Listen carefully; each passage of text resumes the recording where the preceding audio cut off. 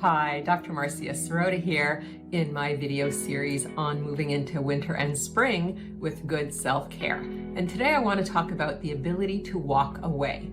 I recently posted a video on mental flexibility, and the ability to walk away is kind of similar to this concept of flexibility because it's the ability to do something different, to walk away from a situation that isn't working from you. Now, what I have found as a psychiatrist is that people in their personal and in their professional relationships have a terribly difficult time walking away from a bad situation. They hold on to what I call pathological hope, which is the hope that things will change even when all the evidence points to the opposite, which is that things will remain the same onward and onward. So we want to believe that things will get better, and so we convince ourselves that they will, and then we remain in these bad situations, whether in a personal relationship or in the workplace, and we just suffer and we never get what we deserve, which is a positive relationship and a good workplace. So we have to be able to see things for how they truly are, give up our pathological hope, our hope that something will change even when all the evidence points to the opposite, and we have to be able to leave the situation. Now, obviously, it's not always easy to leave a situation. For example, in the workplace, we are financially dependent on our jobs. So my advice to my patients is always start looking for a different job. You don't have to quit the job impulsively, but you can very quietly, very subtly, and very strategically look around for something else. And even if it's not quite exactly what you want it to be, it's going to be better because you're not going to be mistreated. And it might just be a stepping stone to the next job, which will be the job that you really want. It's at least a way to get out and still have some financial security.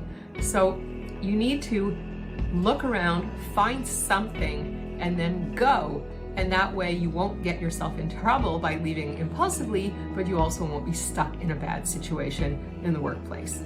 Because what I have found is that very often in bad workplace scenarios, change isn't going to happen, and you can stay for years and keep having the same problem over and over again. And in a personal relationship, obviously there are a lot of complications. You might own a home together, you might have children together, you might be in business together. There may be many things tying you. You might feel dependent on your partner and feel like, you can't be alone or there will be no one else. Well, none of these are necessarily the case. And even if you are alone, you might still be much happier not being mistreated. So you need to obviously take everything into consideration. And I always say knowledge is power. So get legal advice, get, psychological advice, get all the support and advice that you need in order to make the best possible situation. And if you can do it, and if the situation is really bad, please walk away because it's not going to change. Hoping for things to improve does not make them improve. Your hope has no power over reality. And if you see a pattern of behavior continuing over and over and over again, it's likely to keep going on in the same way because people don't change because you want them to change. They change if they are motivated to change and if they are prepared to do the work of changing. And just wanting them to change has no effect on those factors. So please don't stay in the hopes that something will change because the likelihood is it will not. Now in friendship, very often people will talk themselves out of walking away from a bad friendship because they'll make excuses for people. They'll go, oh, they didn't mean it. It was just one little thing. They're really a good person, or, oh, well, I can't believe that they really were such a bad person that they really intended to do or say what they did. But just instead of getting caught up in your head, in your stories, look at the person's behavior. If they are developing a consistent habit of treating you with disrespect or neglect or anything that upsets you or bothers you, that's your friendship. That's how the relationship is. And there's no reason to stick around. If you have tried to talk to your friend and they're defensive or they minimize their behavior or they tell you that you're attacking them when you confront them, obviously this is a person to walk away from. And walking away, sure, it can be hard. People don't like confrontation, but you don't have to get into a big knockdown, drag out fight with the person. If you're afraid that this person is unreasonable and they're going to give you a hard time, you don't have to break up with them in person. You can break up with your friend by phone, by text, on an email. It doesn't You don't have to put yourself in a situation that makes you uncomfortable. You don't owe them anything. And in fact, if the person is really unreasonable, you don't even owe them an explanation. You can just walk away and let them get the hint. Because sometimes if you say to the person, I don't like the way you've been treating me, I don't think I want to be friends with you, and they just keep barraging you, why not? What did I do? You're making it up, you're imagining, you're too sensitive. And then they start getting angry. It's not even worth talking to them. So if you're concerned that they're going to give you a really hard time, you don't even have to do the breaking up. You can just withdraw and let them come to their own conclusions. And the thing that a lot of my patients have had difficulty with is that they want the other person to understand, whether it's a partner, a boss, a work colleague, or a friend. They want the other person to understand why they're walking away, why they're cutting the relationship. But the thing is, your health and safety and wellness do not depend on the other person understanding what you're doing. Your health and safety and wellness depend on you extricating yourself from toxic situations that aren't going to improve. Trying to get the other person to understand isn't going to change anything, and it's just an exercise in futility and a waste of your time and effort, and you're just going to get more frustrated and unhappy. It's not about the other person understanding or accepting your explanation. You don't owe them an explanation. It's really about you recognizing that, whether it's a personal situation or a professional one, a friendship, a romance, or a workplace scenario, you are entitled not to be mistreated, not to be taken for granted or taken advantage of, exploited or abused, and you are entitled to walk away. Obviously, you have to do it smartly and strategically and not put yourself in a more precarious situation on the way out. But if you walk away, you don't owe the person or the institution a deeper explanation. In a workplace, you can say, I'm looking for other opportunities.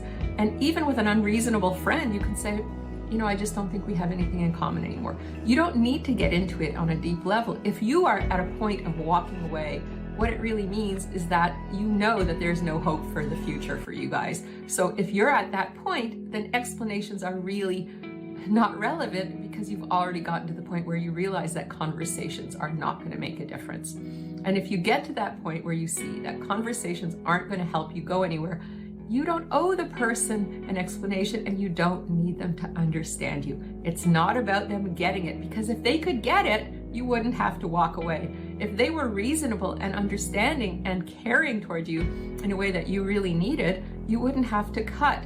Cutting comes when really you've recognized that there is no hope for a better future.